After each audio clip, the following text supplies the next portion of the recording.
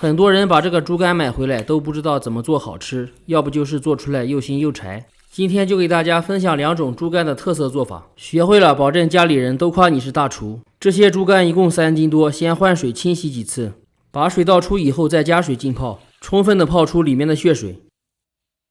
留出一块清洗过的猪肝，直接改刀，斜刀打成长条，再切薄片，尽量的切薄一点，这样做出来口感更好。刀工不太好的朋友可以放到冰箱微冻一下再切。切好以后加入盐和面粉抓2分钟，面粉有很强的吸附性，抓过之后能更好的清洗掉猪肝里面的血水，最大程度的减少腥味。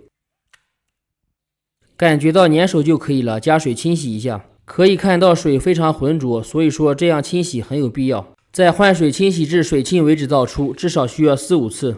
把水分挤干以后，下面腌制一下。加入葱姜、少量盐、胡椒粉、料酒和老抽，用力抓一下，抓出葱姜的味道，让猪肝入个底味。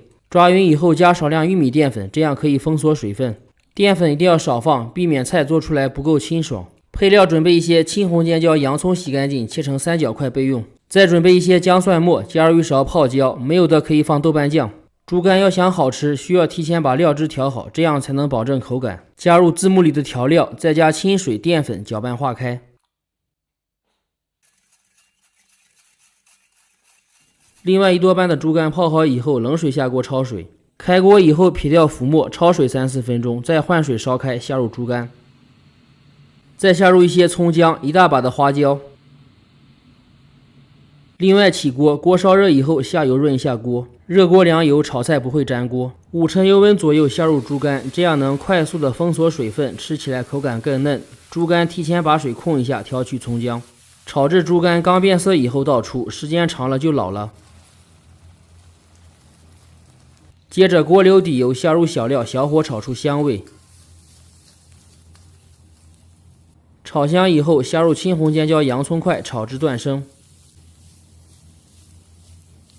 断生以后把猪肝下锅简单翻炒几下，把料汁再次搅匀下锅，开大火快速翻炒，让这个汤汁收紧，均匀的挂在上面。喜欢颜色重的可以再放一点老抽，最后再放一点红油，炒匀以后就可以出锅。这样做的爆炒猪肝香辣入味，脆嫩爽口，特别的好吃下饭。视频都看到这里了，麻烦动动您发财的小手，点赞支持一下吧，非常感谢。